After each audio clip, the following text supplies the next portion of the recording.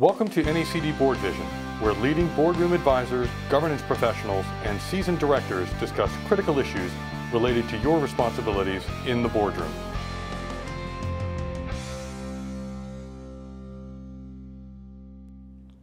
Welcome to NACD BoardVision. I'm Steve Kalan, Associate Publisher of our magazine, NACD Directorship. I'm joined today by Daimon Geopfert, McGladrey's National Leader for Security and Privacy Consulting. Welcome, Daimon. Thank you for having me, Steve. Daimon, surveys have shown that more than 80% of companies are considering moving some part of their operations into the cloud in order to realize cost savings. What's the main driver behind this trend? The cloud solution is viewed as a game changer by many organizations because it frees them from traditional costs such as IT infrastructure, staff, and software. It is also perceived as being safer than traditional internal systems. Because of this, many executive leaders are, for good reason, pushing very hard to move to this model sooner rather than later. Well, that makes sense.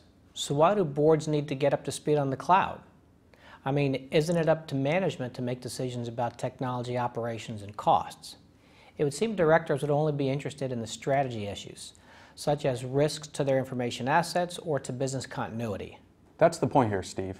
At McGladrey, we're finding that many organizations are moving into cloud solutions before they understand the security and privacy risk involved, without understanding the regulatory impacts, and without understanding the potential for hidden costs. Okay, by now we all know some basics about the cloud. It's an all-encompassing description for many of the off-site technology solutions available to companies of all sizes. We're talking about cloud services in software and data, as well as platforms and even infrastructure itself. But I'm curious, tell us a bit more about public clouds and private clouds and the factors that drive firms to one or the other. Let's start with the public cloud. This is where applications and data don't reside on individual dedicated systems. Public cloud vendors host the applications and data of a variety of customers at once, which leads to great cost efficiency as processing and storage can be managed for maximum utilization. This saves money for clients, but there are limitations. The public cloud works well enough for common bulk services such as email, but not for services that have complex operations or regulatory requirements. Your apps and data may reside on the same servers as dozens of other clients, and it can be difficult to tell when data crosses state or even international lines. So tell us more about cloud computing for larger enterprises, those in need of special apps, vast amounts of storage, and compliance issues related to their data. These solutions are candidates for private clouds. These are smaller, more specialized solutions run on dedicated systems in the vendor's or your own environment. They give more control over data management, access controls, and auditing and reporting. Unique applications and functions with a heavy regulatory and legal footprint are good candidates for these more enclosed environments. There's a downside though. They're less cost efficient and you may inherit existing security issues as they are often tied closely to your legacy environment.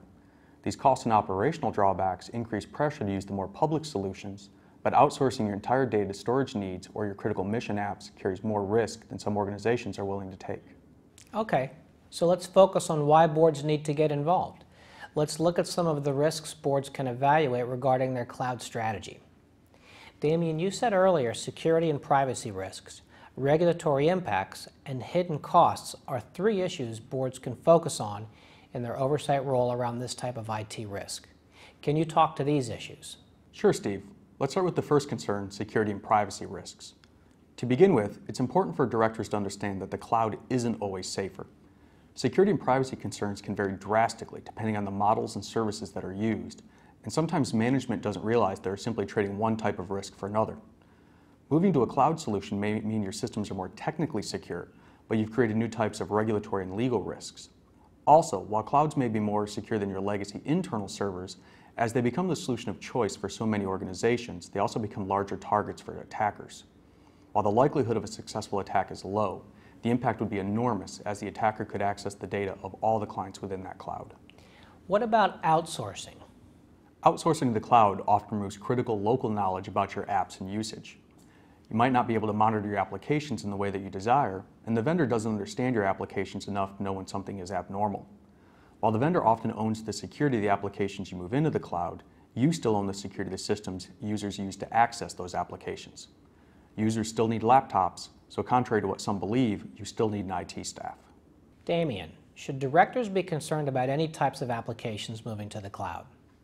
Yes.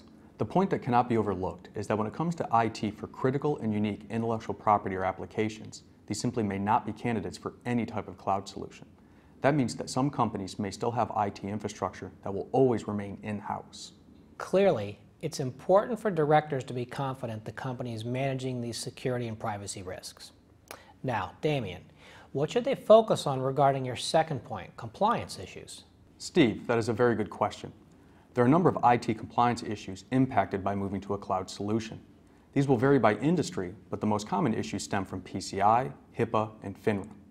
Even some unexpected regulations will influence these solutions, such as the Foreign Corrupt Practices Act, Sarbanes-Oxley, the Bank Secrecy Act, Dodd-Frank, and GLBA. This is just the tip of the iceberg and a good reason to confer with qualified legal counsel and your internal audit function. Now let's get to the third area, those hidden costs. Is that within their purview as board members? That's an excellent point. Costs and budgeting really are management's domain, but directors should really be exercising risk oversight here, asking management things about hidden costs such as, will we have to rebuild any business processes that will be disrupted by the new cloud solution? Or will introducing a cloud solution require special audits and regulatory reviews that might sidetrack operations? And most importantly, is the company managing these and other risks properly so that problems with the cloud computing solution won't bring down the company? If a hiccup in the cloud solution will cost you $100 million and your contract only allows you to sue for $100,000 in compensation, that simply isn't a well-managed risk. Daimon, this was a very thorough look at cloud computing issues from the board's perspective. Thank you for joining me today. My pleasure, Steve. Until next time, I'm Steve Kalan with NACD.